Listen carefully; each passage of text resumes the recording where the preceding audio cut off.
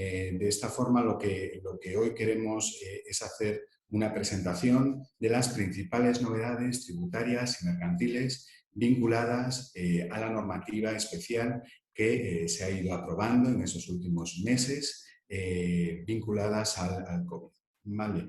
En ese sentido, pasamos a indicaros, el primer bloque lo vamos a dedicar, o lo voy a dedicar, a lo que son las principales novedades fiscales desde un punto de vista práctico, es decir, qué aspectos dentro de la normativa tributaria podemos utilizar para optimizar nuestra situación, la situación de nuestros negocios, desde una perspectiva de mejora de la liquidez o de optimización de esa situación o de optimización de los beneficios o mejoras fiscales que la normativa contempla vinculadas a la situación que actualmente estamos viviendo, ¿no? De este modo, vamos a tener tres ámbitos generales en los que vamos a entrar a analizar. Uno de ellos es el ámbito de recaudación, porque en el marco de la atención de IGAPE responde lo que estamos percibiendo, que todos estamos viendo, lógicamente, es que hay sectores específicamente, pero con carácter general, afectados por necesidades de liquidez o por estrangulamiento en esa liquidez, ¿no? Por lo tanto, es interesante saber qué podemos hacer en este momento, qué medidas podemos adoptar y, por lo tanto, en ese ámbito de relación con nuestras obligaciones tributarias, de qué forma podemos optimizar o planificar el pago de esas obligaciones tributarias. Y, por otra parte, entraremos en medidas específicas o novedades en materia de IRPF y del impuesto sobre sociedades que puede ser interesante conocer para tener en cuenta de cara a nuestra planificación de esas obligaciones tributarias y fiscales en el ejercicio 20, que en este momento se ha abierto ya el periodo de declaración de la liquidación del impuesto de la renta de las personas físicas y estamos ya planificando el impuesto sobre sociedades, o también del ejercicio 2021. En ese sentido, después analizaremos algunos aspectos mercantiles, pero nos centramos en este primer bloque. Pasamos a hablar del ámbito de la recaudación, ¿no? Es decir, nos encontramos con una situación en la que efectivamente estamos teniendo consultas de empresarios, de autónomos, de comerciantes, de sociedades que venden, pero se encuentran con una situación de estrangulamiento de la liquidez, ¿no? Pues por circunstancias concretas, específicas o no. El caso es que ahora mismo nos encontramos del 1 de abril al 30 de abril con las obligaciones tributarias correspondientes al primer trimestre del ejercicio 2021. De tal forma que en este periodo los autónomos, los comerciantes, los empresarios y las sociedades van a tener que presentar con carácter general la liquidación del impuesto sobre el valor añadido, el primer pago a cuenta del impuesto sobre sociedades, el primer pago fraccionado en el caso de autónomos para IRPF, y también las correspondientes liquidaciones de las retenciones, ya sean de rentas de trabajo o de cualquier otro tipo de rendimiento. Con carácter general, el aplazamiento la figura del aplazamiento, del fraccionamiento, no es una figura nueva que venga determinada o que se haya aprobado vinculada al COVID, como seguramente sabréis, ¿no? Pero lo que sí es cierto es que desde el punto de vista de la Agencia Estatal de Administración Tributaria se ha endurecido en cierta medida. En nuestra práctica hemos visto que se están endureciendo los requisitos para otorgar esos aplazamientos y esos fraccionamientos. En ese marco, por lo tanto, tenemos que entender el Real Decreto Ley 5/2021, que establece un sistema específico para las obligaciones de este primer trimestre respecto de aquellos obligados tributarios, aquellos autónomos, aquellas sociedades cuyo volumen de operaciones en el año anterior no supere los 6.010.121,04 euros. Esta cifra, que no es nada redonda, viene porque la normativa en su momento hacía referencia a las pesetas, ¿de acuerdo? Bien, entonces, en esa presentación de de las liquidaciones, del IVA, de las retenciones, de los pagos fraccionados que comentábamos. Esta normativa nos habilita a que si hasta un importe total de 30.000 euros, es decir, tanto las deudas que tengamos en este momento vivas con la Administración Tributaria, si tenemos algunas, como las correspondientes a esta liquidación, tenemos la facultad, la posibilidad de solicitar un aplazamiento con un periodo previsto de 6 meses. ¿Vale? Ese periodo previsto es de 6 meses y en los 4 primeros meses no va a devengar ningún tipo de interés de demora. ¿Vale? De tal forma que tengo la facultad de una obligación de pago de IVA que tendría que abonar con carácter general el 20 de abril, llevarlo hasta el 20 de octubre pagando intereses de demora por los 2 últimos meses. O también tengo la opción de llevarlo hasta el 20 de agosto, es decir, los 4 primeros meses que no tienen intereses de demora, y solicitar la carta de pago a la Administración Tributaria.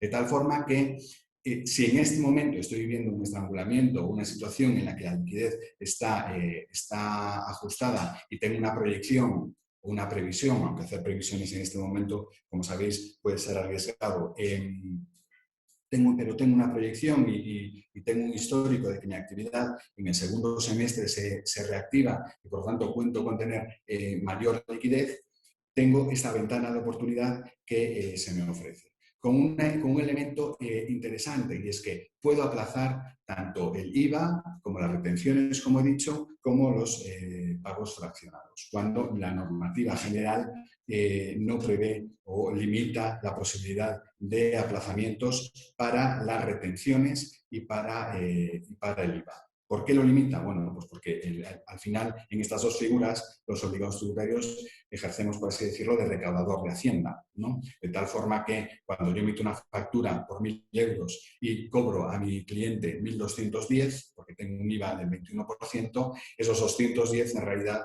es un cobro que estoy haciendo por cuenta de Hacienda. ¿Vale? De tal forma que con carácter general Hacienda no permite o limita mucho la posibilidad de aplazamientos, sin embargo, en estas circunstancias sí que lo habilita. Elemento importante, no tendremos que aportar dentro de estos límites ningún tipo de garantía ni de aval a la Administración Tributaria. ¿Vale?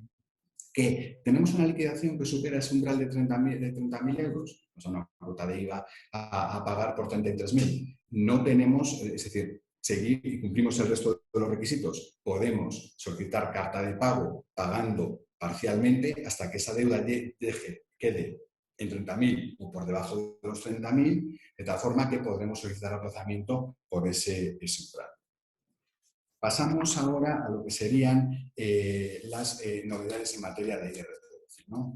Ha habido novedades en materia de IRPF, son particulares, son específicas, y estas dos a las que hacemos referencia seguramente no afecten necesariamente a los autónomos o a las sociedades, pero sí que hacemos mención a ellas en la medida en que puede ser que afecten a los empleados, puede ser que los empleados planteen algún aspecto en ese sentido y, por lo tanto, simplemente tener en cuenta que el hecho de que buena parte del tejido empresarial se haya acogido a ERTES dentro de lo que fue el año 2020, o se está acogiendo a ERTES en el año 2021, determina que los empleados que hayan estado amparados en ese ERTE tengan dos pagadores, lo cual significa que el umbral a partir del cual tienen que hacer la declaración de la renta efectivamente baja, ¿vale? De tal forma que habrá personas que por su volumen de rendimientos brutos no tuviesen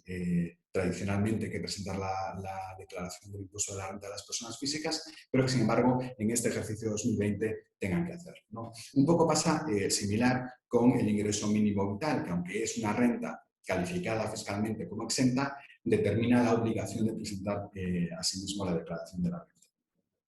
Hay otros aspectos que no se recogen aquí en esta presentación, pero hay uno que puede ser interesante, que es la especialidad vinculada a aquellos autónomos que estén en el régimen de estimación objetiva, lo que conocemos popularmente como módulos, ¿no? En el marco de aquellos autónomos que desarrollan su actividad como persona física y que desarrollan según qué actividades que están previstas como posibles dentro del ámbito de la estimación objetiva, el cálculo de su rendimiento no viene determinado por simplificarlo mucho, entre la diferencia de ingresos y gastos, sino que existe la posibilidad de que venga cuantificado por lo que se denomina un módulo, es decir, desarrollo una actividad específica, cumplo determinados criterios y sobre esos criterios se estima un rendimiento determinado, un rendimiento X. Bien, esos autónomos en el ejercicio 2020 tendrán que tener en cuenta que aplica una reducción en esa estimación que existía con carácter previo, partiendo de que en parte del ejercicio 2020 es probable que no hubiesen podido desarrollar su actividad. Del mismo modo que si esos autónomos están en el régimen de estimación objetiva y observan que el rendimiento que están obteniendo está por debajo de esa estimación supuesta que hace la norma, tienen la posibilidad de pasarse al régimen de estimación simplificada y, por lo tanto, tributar no sobre la base de una estimación que marca la norma, sino sobre la base del rendimiento neto, es decir, de los ingresos menos los gastos reales que estén obteniendo en este momento por su actividad. ¿De acuerdo? Pasamos a hablar del impuesto sobre sociedades. En el impuesto sobre sociedades hay dos aspectos interesantes. El primero de ellos es que, con carácter general, sucede que la norma prevé que en el supuesto de que yo emita una factura y por lo que sea haya un supuesto de morosidad o un retraso en el pago, cabe la posibilidad de que yo contablemente deteriore ese saldo y por lo tanto no tribute por ese ingreso en tanto no lo cobre. ¿Vale? Para eso hay que cumplir una serie de características, es decir, por ejemplo, las facturas emitidas a las administraciones públicas no entran dentro de este supuesto, las facturas emitidas a clientes que tengamos asegurados con una póliza de incobros tampoco entrarían, pero con carácter general eso es lo que establece la norma, la ley del impuesto sobre sociedades.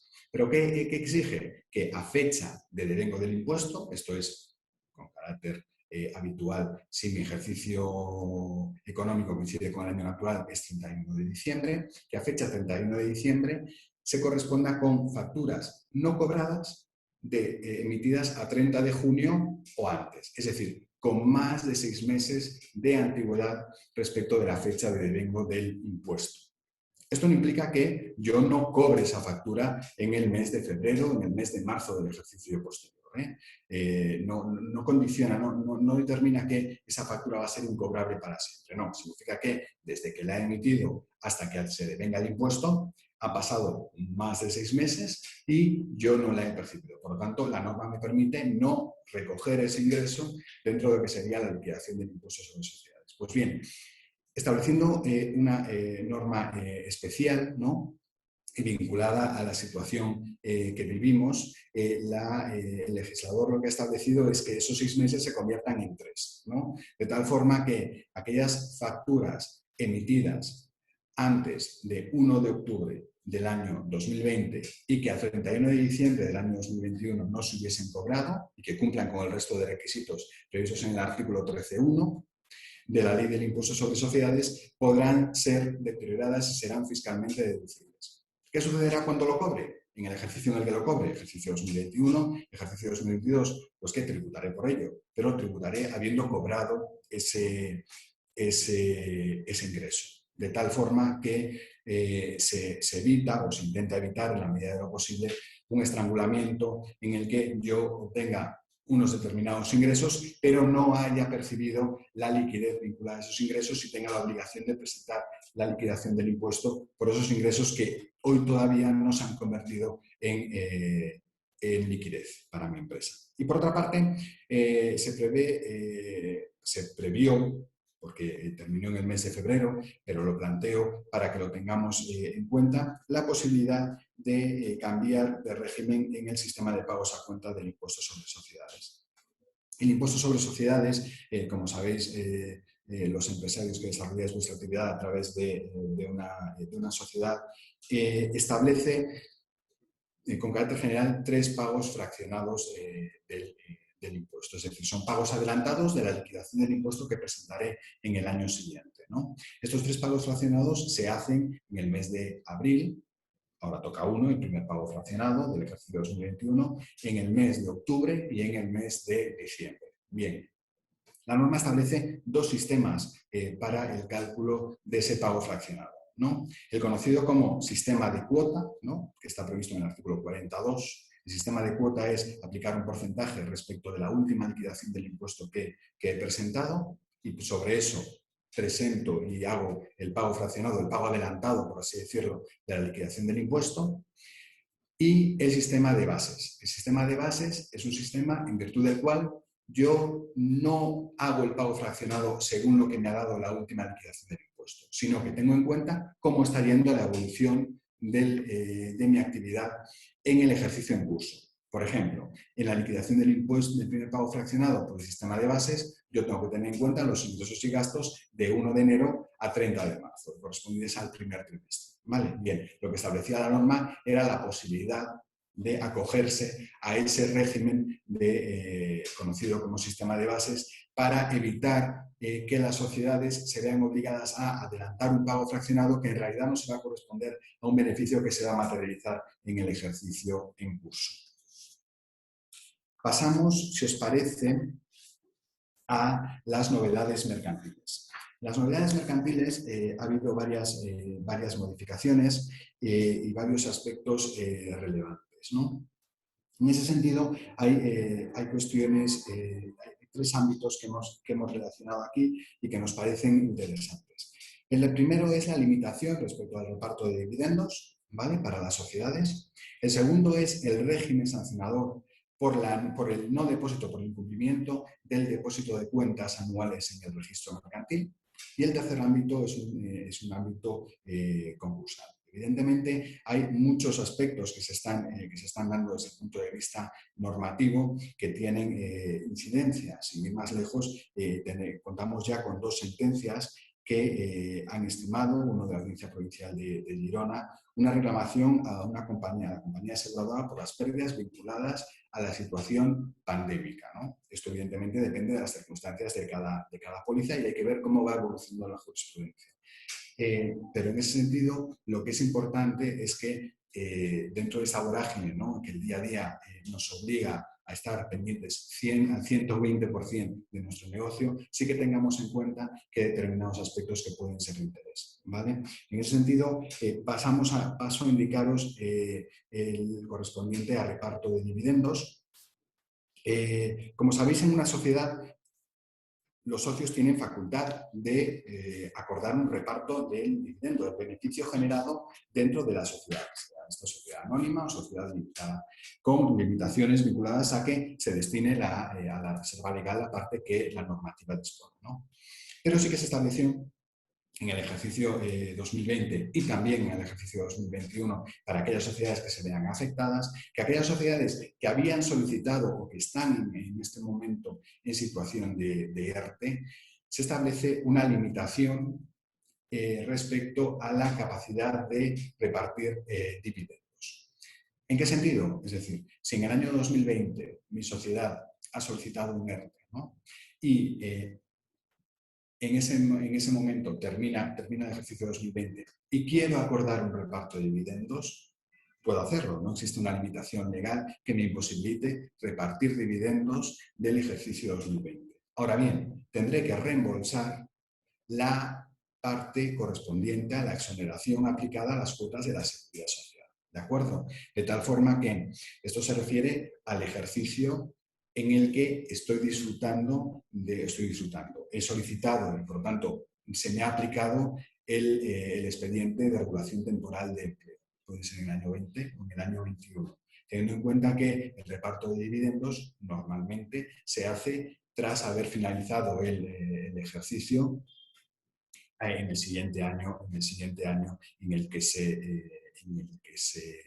produce. Es decir, la Junta Ordinaria se celebra habitualmente dentro del primer semestre del año 21, referida a los resultados correspondientes al ejercicio 20. Bien, pues tengamos en cuenta que si nuestra sociedad ha aplicado un ERTE, si queremos repartir dividendos vinculados a los beneficios generados en ese periodo, tendríamos que reembolsar las exoneraciones correspondientes a las cuotas de la Seguridad Social percibidas, ¿no? Otro de los aspectos interesantes que avanzamos es la normativa en materia de depósito de cuentas anuales. En ese sentido, la obligación del depósito de cuentas anuales para las sociedades es una obligación que ya existe, no hay ninguna novedad al respecto. Y hay un régimen sancionador existente, de hecho, que en la práctica su aplicación era absolutamente residual, ¿no? El depósito de las cuentas anuales en el registro mercantil es un ejercicio de transparencia y es la forma de enseñar o demostrar nuestra sociedad al resto de los operadores económicos, porque uno, en cuanto tiene contacto con una sociedad y tiene que operar con ella, las entidades financieras, los acreedores, incluso los clientes, cualquier tipo de ente interesado en el desarrollo de nuestra sociedad, tiene la facultad de acceder a lo que son nuestras cuentas anuales a través del registro mercantil. En ese sentido, por tanto, depositarlas es importante ya no solo porque la normativa así lo exija, sino porque es nuestra ventana de cara al resto de operadores económicos, ¿no? Es mostrar nuestra foto fija en un momento específico del ejercicio, que es la finalización del mismo, ¿no? En ese sentido, el Real Decreto Ley 2/2021, por el que se aprueba el Reglamento de Auditoría de Cuentas, regula o viene a aclarar el régimen sancionador aplicable en el caso de que no se depositen las cuentas dentro del plazo previsto, ¿no? Y por lo tanto, además de una cuestión de imagen, es una cuestión de evitar una sanción que hasta ahora era residual, pero que en la propia norma se establece la posibilidad de encomienda de la gestión y de la propuesta de decisión a los registradores mercantiles, de tal forma que parece que lo que pretende el legislador es que haya una mayor proactividad de los organismos encargados del control de esta obligación de imponer sanciones a aquellos operadores que no las cumplan. Tenemos un régimen sancionador que establece unos porcentajes y unos baremos, pero que son importantes. Por lo tanto, estamos hablando de sanciones que pueden ir desde los 1.200 hasta los 60.000 euros y se eleva hasta los 300.000 euros para aquellas empresas o grupos de sociedades que tengan un volumen de facturación superior a los 6 millones de euros. Por lo tanto, tomémonos en serio esta cuestión, porque es cierto que hay sociedades y sociedades ya medianas que a lo mejor lo retrasan pues por una tradición, pero sin embargo es muy recomendable que nos acojamos a los plazos correspondientes y que prevé la normativa al respecto, para evitar precisamente ese régimen sancionador. Y por otra parte, vamos a las novedades mercantiles dentro de lo que sería el ámbito concursal. Bueno, en materia concursal, dentro de este periodo se ha aprobado el Real Decreto Legislativo 1/2020, por el que se aprueba el texto refundido de la ley concursal.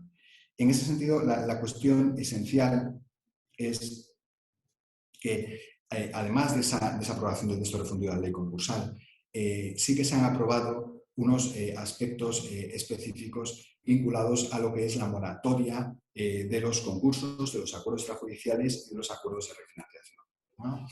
¿Qué es lo que pretende o qué es lo que pretende el legislador? Porque ha creado polémica. Es decir, ¿qué es lo que pretende? Bueno, lo que pretende es, por así decirlo, establecer un lapso temporal, un mayor periodo temporal que permita a los órganos de administración de las sociedades contar con más tiempo y para preparar, en el caso de que fuese necesario, un procedimiento concursal o cualquier tipo de herramienta preconcursal que prevé la propia ley, como son los acuerdos de refinanciación. Bien, en materia del ámbito concursal, por lo tanto, vamos a indicar que se establece una moratoria. Esa moratoria se extiende, pasamos a la ampliación de la moratoria concursal, se amplía hasta el 31 de diciembre del año 2021. ¿Esto qué supone? Pues que el Real Decreto Ley 5/2021 lo que ha establecido es que si nuestra sociedad se encuentra en una situación de estado de insolvencia o de inminente estado de insolvencia, con carácter general, la norma establecería la obligatoriedad de presentar un concurso voluntario de acreedores ante el juzgado, ¿no? Bien, en este momento no existe esa obligación hasta el 31 de diciembre del año 2021, de este año, a partir de esta fecha se establecerá el periodo de 2 meses ordinario para presentar, en su caso, el concurso de acreedores, ¿no? ¿Qué es lo que parece, por lo tanto, que está buscando el legislador? Bueno, si estamos en esta situación de insolvencia, el procedimiento concursal es una medida para abordar esta situación, pero pueden existir otras medidas preconcursales de renegociación con proveedores, que puede ser que tengamos tiempo, no tengamos el periodo limitado de 2 meses, tengamos tiempo para poder abordarlo y afrontarlo, intentando evitar en la medida de lo posible estas circunstancias, ¿no? Es tener que llegar a un concurso de acreedores. En el mismo sentido, pasamos al incumplimiento de los convenios y de los acuerdos extrajudiciales de pago, ¿no? Es decir, al final, si yo tenía un convenio, un acuerdo extrajudicial de pago, sabéis que en la medida en que yo llegue a un acuerdo con mis acreedores para cumplir un determinado calendario, el hecho de que yo incumpla ese calendario habilita a mis acreedores para instar el concurso necesario. Es decir, me pueden obligar a arrastrar, por así decirlo, a un concurso, ¿no?, de acreedores. Bueno, lo que establece el legislador es, partiendo de que esos convenios, esos acuerdos extrajudiciales se suscribieron o se pudieron suscribir antes de la situación económica que estamos viviendo, lo que se establece es un periodo, de nuevo un lapso temporal, para darnos margen, por así decirlo, o para darnos aire para restablecer esos cumplimientos, incluso para instar su ajuste o su acomodación a las circunstancias que en estos momentos está viviendo nuestra sociedad, ¿no? Y pasamos a lo que sería el incumplimiento de los acuerdos de refinanciación, que es un poco repetir lo mismo, pero en relación con lo que serían los acuerdos de refinanciación. Es decir, con carácter general, lo que establece la ley concursal, es decir, esa ley, esa normativa específica es establecer un lapso temporal mayor, con carácter general hasta finales de año, de este año 2021, para restablecer la situación y buscar soluciones alternativas. Ojo, esto tiene una doble vertiente, y es que esto puede estar sucediendo a nuestras organizaciones, ¿no?, a nuestras sociedades, pero le puede estar sucediendo algo parecido a nuestros clientes. Por lo tanto, es algo que, por eso, parte de la doctrina critica estas medidas últimas, porque sí que es verdad que puede generar cierta tensión o cierta duda respecto de la solvencia con carácter general, lo cual sería negativo, evidentemente, para la actividad económica. Por tanto, el mensaje en relación con estos aspectos es: aquellas sociedades que estén en esta circunstancia, tenemos un plazo para buscar alternativas y soluciones. Aquellas sociedades que tengan clientes que se puedan encontrar en esa circunstancia, sabemos que tienen ese plazo, pero no tenemos necesariamente que confiar en el hecho de que nuestro principal cliente no haya presentado concurso de acreedores. No significa que no esté pasando por una situación de liquidez compleja. Por lo tanto, en esa circunstancia a lo mejor debemos tomar alguna medida de protección.